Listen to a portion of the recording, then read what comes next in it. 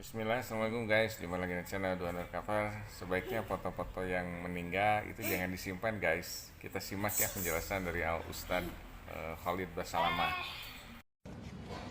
Dalam riwayatnya dikatakan orang yang paling berat siksaannya hari kiamat, riwayat Bukhari, adalah al-musawwirin, orang-orang yang mengukis dan menggambar itu. Maka ini penting untuk diketahui teman-teman sekalian. Tentu yang khilaf di antara ulama hanya masalah foto saja. Dan ini Allah alam pendapat paling bijaksana, pendapat Syekh Utsaimin rahimahullah, yang beliau mengatakan foto dibolehkan pada hal-hal yang tidak berbau kemaksiatan kepada Allah Azza wa Jalla, gitu kan? Sebab foto ini seperti seseorang yang sedang melihat dirinya di kaca. Itu pendapat beliau. Jadi sama saja diciplak, beda dengan lukis. Lukis itu tidak akan bisa sama dan memang ini yang dilarang dalam hadis, gitu kan? Kalau gambar, maka ini masih dibolehkan. Makanya para masyayikh pun mengambil gambar sekarang. Mereka tidak sama sekali ada masalah. Terutama pada hal-hal yang darurat ya. Ijazah, paspor, KTP kan gitu. Semua butuh ya, apa namanya? Foto gitu kan. Tapi kalau orang sengaja pajang fotonya sesuatu yang tidak ada, ini lebih baik jangan, lebih baik dihindari. Terutama teman-teman bagi orang yang sudah meninggal dunia, fotonya jangan disimpan. Ini peringatan para ulama. Dikhawatirkan jangan sampai foto itu masuk di larangan tadi. Sehingga orang yang mati itu disiksa gara-gara foto. Saya subhanallah waktu masih kelas 3 SMA di Madinah, sempat saya simpan foto ibu saya, Allah yarham. Ibu saya meninggal. Ada bukan foto beliau, KTP-nya. Jadi ibu saya meninggal tahun 79. Semoga Allah rahmati tentunya. Waktu itu saya masih umur 4 tahunan. Kemudian saya sempat dapat waktu saya pas lagi sekolah di Madinah ada KTP beliau disimpan sama ayah saya. Saya ambil, saya simpan mengenang ibu saya. Saya tadinya belum paham gitu. Teman saya subhanallah, sekarang beliau sudah doktor Muhammad Rahili, adiknya Dr. Sulaiman Rahili, sahabat dekat saya. Kemudian dia bilang sama saya, dipanggil, duduk di mobil, terus dia nasihatin. Itu tuh kakak kelas saya, dia sudah tingkat 2 kuliah hadis.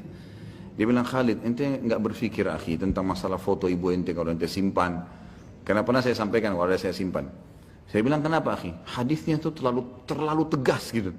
Orang yang paling berat siksaan hari kiamat, neraka nanti akan mengancam, akan menyiksa orang-orang yang punya gambar, lukisan. Anggaplah kalau itu patung oke.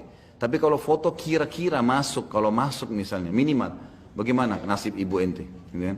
Lebih baik jangan disimpan. Allahu alam, dan saran saya ente musnahkan. Saya nggak pakai tunggu waktu itu. Saya minta korek dari rumahnya, saya bakar dan alhamdulillah saya tidak simpan lagi.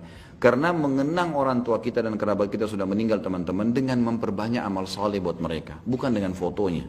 Ya, bahaya. Apalagi kalau foto ibu kita tidak tutup aurat misalnya. Orang-orang dulu kadang-kadang tidak tutup aurat, ya kan? Ini malah berbahaya. Jadi jangan bilang nanti diwaswas oleh syaitan, nanti kamu kenang orang tua kamu bagaimana? Ingat, pengikut Nabi Nuh alaihissalam jadi sesat. Justru karena datangnya iblis menjelma dalam hadis Bukhari dan berkata kepada mereka, maukah kalian mengenang orang-orang soleh itu Nuh dengan para sahabatnya? Maka kata generasi tabiinnya ini tentu saja. Kata iblis menjelma jadi manusia, dia mengatakan, kenapa kalian tidak buat patungnya? Atau gambarnya dipahat, dibuatkan bingkai, kayak kita sekarang foto atau lukisan. Kalian taruh di rumah-rumah kalian, tidak untuk disembah, untuk dikenang. Supaya kalian kalau lihat, maka kalian selalu termotivasi ibadah. Iblis ini godanya jangka panjang. Generasi tabiinnya buat tuh, ada yang pahat patung, ada yang pahat cuman lukisan, dipasang seperti kayu tapi ditempel di dinding rumah mereka. Nggak disembah.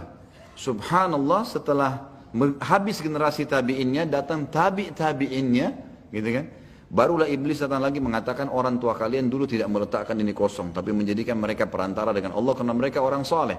Amal kalian tidak seimbang dengan amal mereka. Mulailah mereka menyembah berhala-berhala, akhirnya terjadi kemusyrikan. Hati-hati teman-teman sekalian, gitu kan?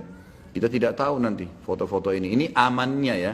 Kalau mau lebih aman, yang terbaik kita mengenang orang tua, kakek kita semua bukan dengan foto tapi dengan amal soleh, banyak doakan. Yang dibolehkan dalam agama, gitu kan?